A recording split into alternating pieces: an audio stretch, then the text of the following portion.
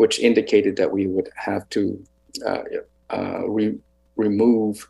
There was not enough room for us to put the handicap access ramp here, so we had to elevate the building. In doing so, we had to gain some more height, gaining more height, which meant going back to DP, and with all the conditions of which we have spoken about, the hardship that we had to face, trying to come up with a solution for the Schedule D, our clients decided to scrap that portion. The building here, originally at the back, there was 3 bedrooms, and now it's converted to a single bedroom and a studio. So that's how we're able to mix up some of those units. Everything else stayed relatively similar. We had to redefine some spaces in terms of making it smaller. Although it's still quite sizable, these 1-bedroom units are still 740 square feet. This 2-bedroom is still over 1,000 square feet. And the accessible unit's almost 1,000 square feet with the workspace. So in reality, nothing has really changed in terms of the footprint. It's just how we reconfigured the spaces. The upper floor, including the parking, and then the, I guess, exclusion of the 2 upper units, eliminating the courtyard. The rooftop. And then these are just our reiteration of our unit plans. And then understanding the lay of the land, what is there. So originally we were above this mark, and now we are lower than what is permitted. So this green line represents the 14-meter mark. We are below that. Like I said, the only projection above it is the elevator penthouse. The material list, the change that we made from stucco to hardy panel, mainly because of the way construction is happening now. It's very difficult to get a good stucco contractor, and the pricing is just astronomical. So we went with something a little bit more robust, affordable, and also the duration and longevity of it will last a long time. So again, these are the elevations. Our color palette hasn't changed. The only thing that we said is really just the height that we have to deal with. And all of these are the same sections that you had seen before prior to that. Okay, and I'll leave it over to Ethan to talk about some of the landscape changes that we had to make.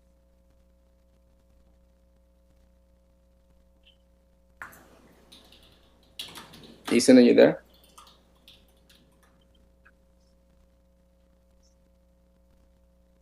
Yeah, can you hear me? Yeah. I'll stop sharing my screen so you can share yours, okay? Sure. Okay. Thank you, Grace. Thank you.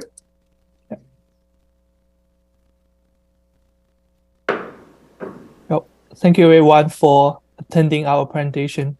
My name is Ethan, and I'm the landscape architect for this project. Chris already mentioned some of the major changes we have made.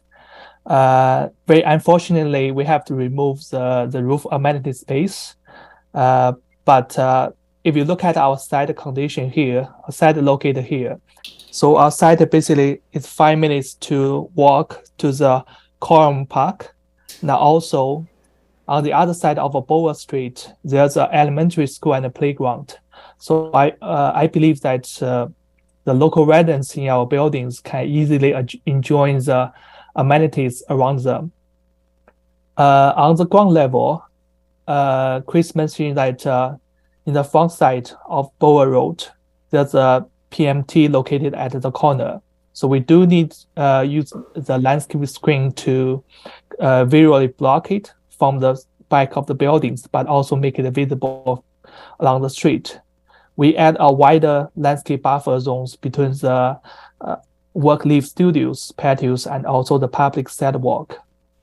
We also fully consider the species of the trees in the front of the buildings.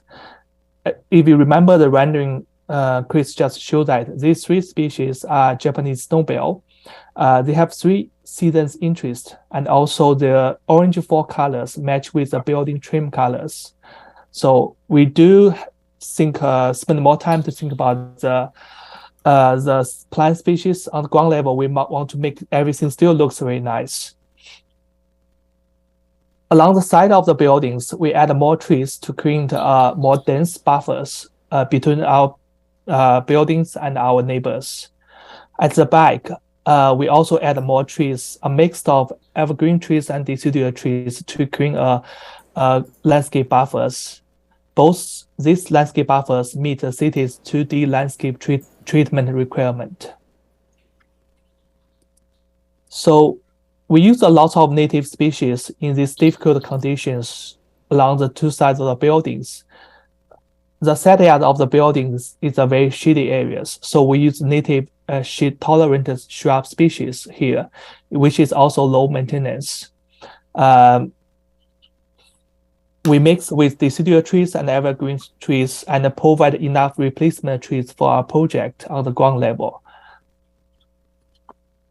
Around the PMT, we provide a landscape hedge around the PMT just to screen the PMT.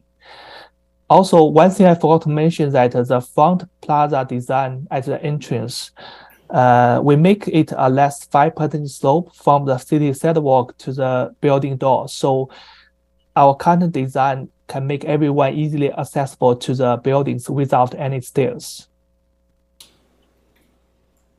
We also think about the outdoor lighting design in order to provide the people with a safe outdoor space at night.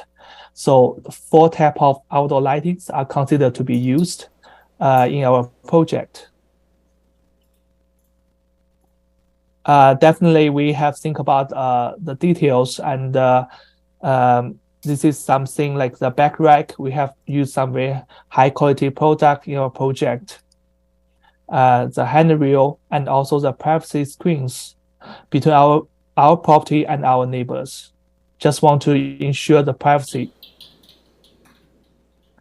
Yeah, that's pretty much everything for landscape. Thank you. Thank you, Eason. So is that your presentation then, Chris, complete? Or? Yeah, I mean, I think the majority of the project everybody has seen before, and you know, there has been a little deviation from it. Nothing we would consider to be, you know, catastrophic. So I think you know, we're at the point where we would like just to finalize it and move on to get this built. Okay, well, we'll maybe turn to if you can stop sharing your screen, we'll turn to the committee now, and they can, the panel, they can give their feedback. But before we do that, does anybody on the panel have any questions for staff regarding this project?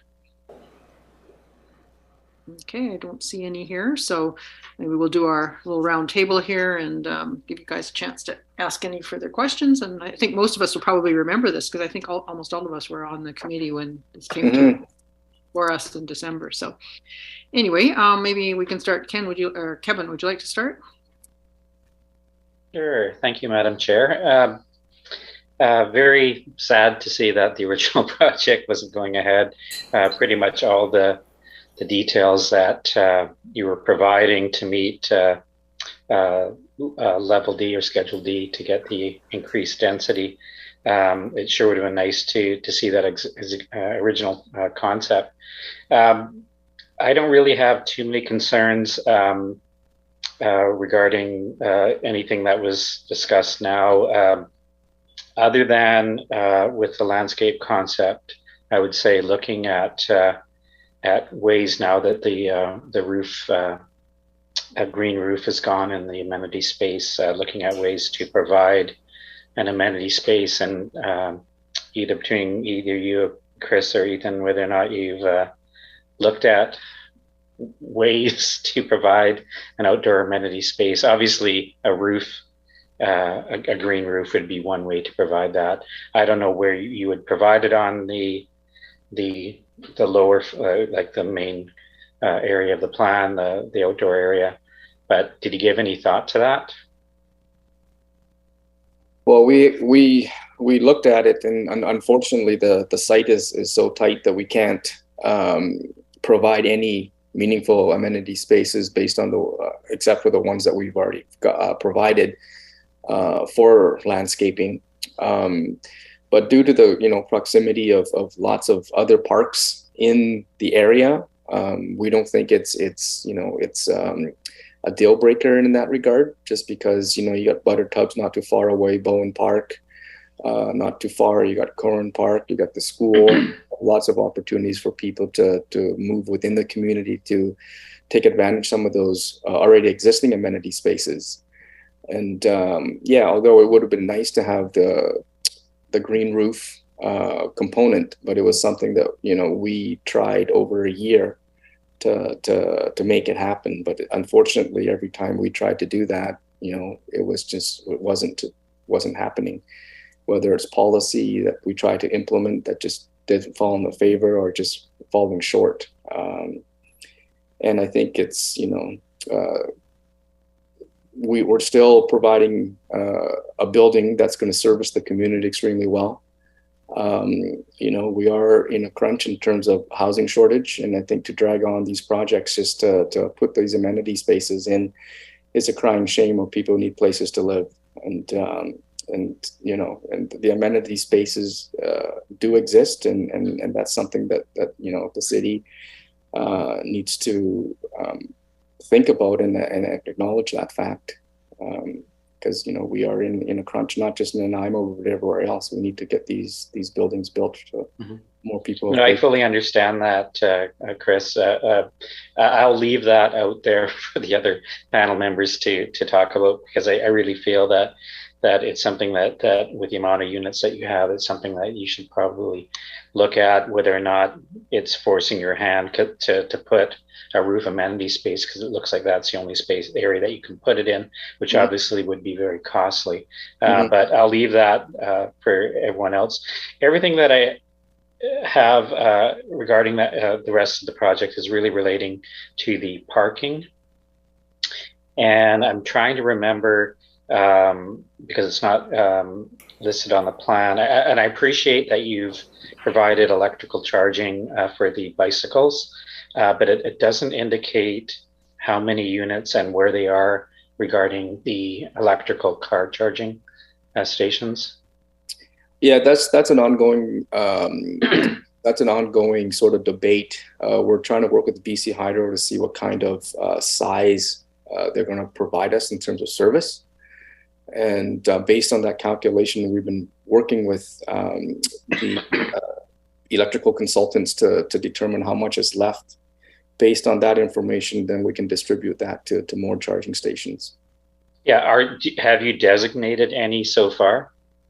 I believe there's 2 at the moment. And where are they located? Are they under? They would be inside. Inside, okay. Okay, yeah. Yeah, I would as close as possible to the lobby. Yeah, okay. And I would recommend once you've done your evaluation to try to provide as many charging stalls as possible. Yeah, that's the only other thing, and I'm not sure if I discussed this last time, was the rear parking area looks really tight.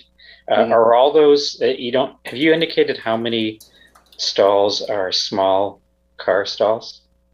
Yeah, let me just go through that. And it appears that almost all the outside ones are small. And also there's 1, 2, 3, 4. There's 8 small ones in the outside out of 8, 9, 10, out of 12. So about 2/3. And those are the ones that are sort of opposite each other, that have the drive aisle between them, correct?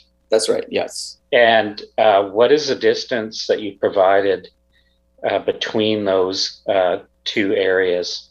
Is it drive aisle is 22 feet wide, yeah. Plus the small car stall. Yes, that's right. Okay, because it looks like that's going to be really tight, even with small cars there. And I hope you can get it to work. With relating to parking again, the stalls 11 through 14, which are the parallel parking ones. how your program is going to work for those vehicles. They're going to have to come in, parallel park, and then to exit, they're going to have to go somehow to the outside rear parking, turn around, come back through, exit underground, and through the building again. Is that correct? Well, it really depends on each individual and circumstances in terms of what you're doing. It's really no different than any other parkade that you have to go through, right? So, are they going to, unless they're small enough that they'll be able to turn and seesaw back and forth to get out? Yeah. And so that there's that. I think that was my concern with the original one too. And the only other one is the program to enter the parking garage from the dwelling units. Yes. The only way to get to the parking without going outside is to take an elevator down to the lobby and go through the door into the parking. All the other methods involve going downstairs and going outside and then going inside either through the overhead garage door or the walking around to the rear exit door. Is that correct? Yeah, that's correct. Yeah. And there's no way you can design one of those stairs to have an entrance into the parking. The back staircase, the back stair away from the elevator shaft does come down all the way to the outside. So you technically don't need to go to the lobby if you want to go down the stairs on the back side. And then you come through here. Yeah, both those two stairs, there's no way to enter right into the parking. You have to go outside and either go through the big overhead garage door and raise that, or walk around to the rear and go into the 3-foot door that's back there, correct? Yeah, so that was my concern, I think, with the original one, and that's, I guess, what people are going to have to deal with if they live there. Aside from that, I still like the form and character of the building, the siting of the building. I'm glad that you're screening the transformer. But other than that, all my concerns are still with that parking and how the vehicles are going to maneuver amongst around those areas. And other than, my only recommendation would be to provide as many electric car charging stations as possible. So thank you very much. Thanks, Kevin. Okay, thanks, Kevin. Angela, would you like to go ahead? Yes, thank you, Madam Chair. Yes, sharing everybody's sentiment that, of course, super disappointing that that didn't work out with the amenity, and just keeping that form of the original building envelope was very attractive and provided a wonderful amenity space. I don't know what's involved with Schedule D, but sure wish that that was more easily achievable. Unfortunately, this is where we're at, and the only comments that I may have is that I can see the challenges in trying to provide any sort of roof deck amenity. Failing that, was there any sort of thoughts on providing some sort of internal amenity space that could be used as a flex space, gathering space? Well, we did have some conversations about that with the client, but our sense right now, and again, I don't want to harp too much on the urgency of building units for people to live versus building amenity spaces that no one uses. There is a real need for us to think about the community and its needs first before the needs of these amenity spaces that we're trying to create. From past projects, we've done this, on many occasions with lots of little amenity spaces that may get used once or twice a month, if that. And so there are dead spaces overall, the life of the building that doesn't service, the community at all. And I don't think that's something that we need to be continuing to push. I think the amenity spaces need to be done on a much grander scale at the municipal level, where that those fundings could be pooled and build better community centers, better parks, so that people can actually be going out to those facilities and utilizing it and stopping in at a coffee shop and supporting the local communities, right? And that's where the amenities really need to come from, not for these projects. I think our priorities need to shift and change. Yeah, that's fair enough. Okay, so aside from those comments, I think the lighting plan's great. It's going to look beautiful at night, and appreciate the improvements for the landscaping. And so that was my only comment. Was I did agree with staff too, that it might look nicer to look at the form of the articulation of the roof, but I understand that's probably tricky to keep the heights the way they're all calculated. So other than those points, I didn't really have anything else to add. So I'll just leave it at that. Okay, thanks, Angela. Jason. Thank you, Madam Chair. And I'm just recovering from a cold, so apologies for the way I sound and if I'm coughing. Similar comments to what Kevin said and everyone said about losing the rooftop amenity. Obviously, that's a blow to the project. One of my concerns is just how this building relates to its neighbors. Particularly the neighbor to the south, since you have the single loaded corridors on each of the levels facing, 5 feet away immediately above the neighboring property. So wondering if you could consider adding some screens of some sort. You could play with the composition of how they're located, just to help soften a little bit, add some visual privacy, maybe sound privacy as well, something there, as well as the concrete wall of the parking structure underneath facing that same building, finding ways to soften it, maybe adding some trellising to grow some vegetation along, just something to make it a little softer to the neighbor. And then I just echo the same comments that Kevin had about the parking. I'm a little skeptical about even the visitor parking stall. I think it'd be difficult to get in and get out. So I think the residents have a bit of a challenge there. And then otherwise, the only other comment I have is, because I can see that you've completely maxed out the site area just to fit the program in.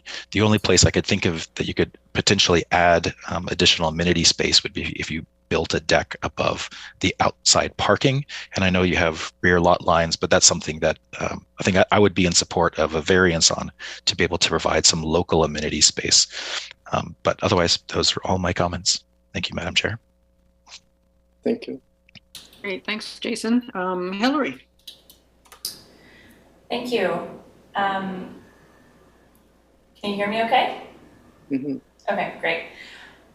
Yeah, thank you. It's really interesting to hear about the journey that you've had and the challenges with Schedule D. I would love to hear more about those challenges, maybe not necessarily in this forum, but to hear how we can avoid this happening in the future.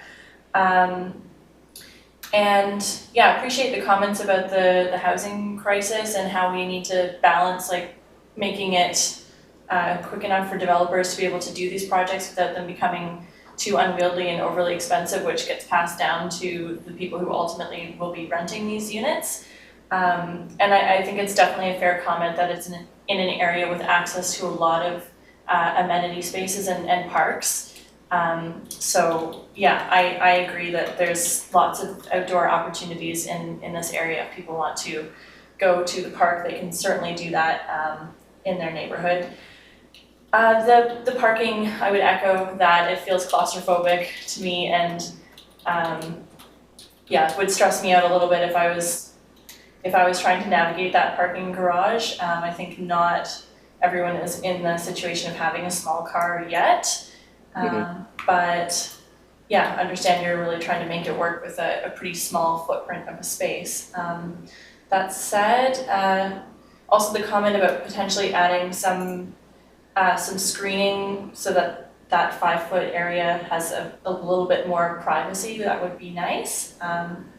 But yeah, other than that, appreciate the work that the developer's done to try to get this built. And it is sad to lose the 3-bedroom units. That's a really huge need that we have in the city. But yeah, we also have just a general need for 1-bedrooms as well. So hopefully they're in a price range that will be doable for people. Thank you so much. Thank you. Thanks, Hillary. And Ken. Thanks, Madam Chair, and thank you for the presentation. I think like everyone else, I was disappointed. I actually went back and looked at the old minutes, and we have approved before, and it certainly was a more interesting project when you had the roof garden. Mm-hmm. But unfortunately, I guess all the economics of the present day and the market conditions dictate what you have to do. And I echo most of the comments of Kevin and Jason and Angela and Diane. Anyways, I don't think I had much more to add. I like I still like the form and the mass that you still accomplished without the roof garden. And certainly the variance is not a problem. And I agree the 5-foot barrier between adjacent to the adjacent lot. The concrete wall could be softened a bit. Don't think you can do much about the railing and people overlooking that, but that's not going to be a heavily traveled hallway, I don't think. In terms of amenity space on the site, I mean, I've seen projects, especially around where I live, projects that are probably 2 or 3 times or 4 times bigger than yours, and they don't provide any amenity space on their sites, and they have a much bigger area to play with than what you have. And so I don't think that amenity is a requirement of this project, at least unless the city mandates it. But I agree that even in the unit I live in, where we don't have amenity space, we do take advantage and walk down to the city parks. So that's easily doable within 5 minutes or 10-minute walk. Other than that, I don't have any other comments, and I think I hope it goes ahead still, and that you're able to get it built right away. Thank you. Great. Thanks, Thank you. Ken. Thank you. Yeah. So anyway, it's I really appreciate you guys coming back and bringing this forward and doing your best to keep this project happening, even though it's not the way we saw it last time, because I think I remember a lot of praise for this project. It's a great project.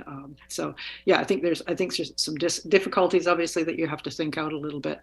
The amenity space being one of them, even just a place to sit. And it seems to me in the old plan there was actually a little bit more of a plaza in front of the main door, but because you've had to move that transformer, that's taken out some of that space. Mm-hmm. And I thought that was a great little spot, where people could at least coming and going could sit and maybe chat and that kind of thing. And that might have just sufficed, but it doesn't look like you've got that room anymore. Plus you've got the bike rack in there. Yeah.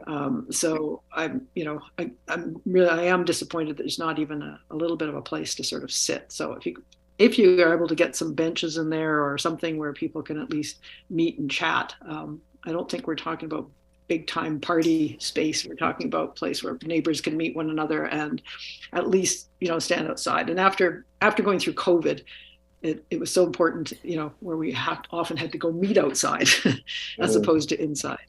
Yeah. So just having even a little bit of space where people can get together would be wonderful. So if you could even find something like that, okay, that would be wonderful. I noticed you said you had to raise the building and it's still accessible on the front. Mm-hmm. And I think you mentioned that there's still some accessible apartments in there. Yeah. We kept that was very important to us, and we're looking at the demographics and people who want to stay. You know, we need to make some more accessible units, and those are some of the things that we fought for, and we didn't change those unit types because we see a lot of value in those units. Yeah, I was glad to see that because it's a great neighborhood for that. Like it's close to the grocery stores and other amenities that somebody who's, you know, say in a wheelchair or something can get at easily. So really appreciate that. The one thing I wasn't too clear on, the workspace, the live workspace, is it accessible or is it a stairway that leads into it? No, it is accessible because of the lack of the ramp now. Like Ethan said, we're coming off of Bowen Road with, you know, less than 5% grade coming in, and that directly goes into their patio, the front patio, and that goes right into their front door. So it's because I think that was a problem last time. It was the stairs, because if it's going to be a workspace, then I think it has to still be accessible for people who want to go in there. That's right. Great. Okay. Good. Is there enough? So this is your little. You have a wall-mounted bench there. Great. Yeah, we have a wall-mounted bench. Yes. Yeah. So even if you could, and I had a problem last time with your placement of the bicycle rack. It takes up a lot of space. If there was even somewhere else that, you know, would free that space up just for a little gathering spot as opposed to bicycles, but I don't know. Yeah, we will look at that more closely. And come up with a solution. Yeah, that would be great. Okay, well, that's all I have to add to that, and hope the project goes through. Anyway, we'll have to summarize our conditions here. So I'm hearing a few recommendations for these guys. Once again, to consider adding an amenity space outside on the rooftop or a deck on the back over the parking lot. Do we want to make that a formal recommendation still? No, not. Jason's saying no for the back. Okay. I think we've kind of discussed it. I don't know that it necessarily needs to be a recommendation. I think everybody's aware, they're aware of that. It's finding somewhere to at least have some gathering space, I guess. Okay. So maybe, shall we leave it off for now, or does any committee members like to keep it on? Kevin? I think I'll accept the applicant's rationale on this, and also Councillor Eastmere's comments and Ken's comments on it as well. I think the people will have to adapt, and I don't think there's a very easy solution to it without sacrificing something else, or like what Jason recommended in looking at one out the back, but then it's a matter of how do you access it? Do you have it as a roof deck covering the parking area with steps going up to it? It would be problematic trying to get it to work. So in this case, I would look at recommending that we don't provide, or recommend that the applicant provide an amenity space. We'll just leave that as a discussion and leave it with them. Maybe find it. Yeah, or unless somebody else, Jason and Angela, want to jump in on it too. They had comments on it as well. So. Yeah. Okay. Don't see anybody want to. Okay. Yeah, I'll just add to that sentiment. Obviously, it's a challenging project, and there's time constraints, and but feel like if there's a tiny bit of space that, like Marie was saying, then that it's better than nothing. And I would support something that's, even if it's minor, doesn't have to be the full shebang. But yeah, I wouldn't see it as a recommendation. It's in the staff report to look at that too. So happy with that. Okay. Thanks, Angela. So then I'm seeing consider adding as many electrical chargers as possible. Got